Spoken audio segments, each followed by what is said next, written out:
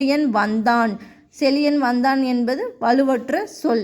சோறு உண், முறுக்கு தின், தண்ணீர் குடி, பால் பருகு. இது மரபு சொற்கள். அதுக்கடுத்து பார்த்தோன்னா மரபு பிழை இல்லாத தொடரை கண்டறிய. கோழி கொக்கரிக்கும் அந்த மாதிரி வரும். நாய் குரைக்கும், சேவல் கூவும், காகம் கரையும்ன்றது மட்டும் கரெக்டாக கொடுத்துருக்காங்க. மித்த மூணுமே தவறான ஒன்று. அதனால் மரபு பிழை இல்லாத தொடரை எழுதியிருக்கும். சந்திப்பிழையற்ற தொடரை எழுதுக.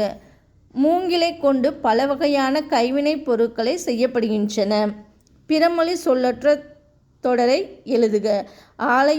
ஆலயத்திற்கு சென்று இறைவனை வணங்கினேன். அதுக்கடுத்து சந்திப்பிழை அற்ற வாக்கியத்தை கூறுக. அந்த காட்சியை பார். வந்திருக்கு. அந்த காட்சியை பார். சந்திப்பிழை இல்லாத தொடரை காண்க. மெட்டுக்கு பாட்டு பாடு.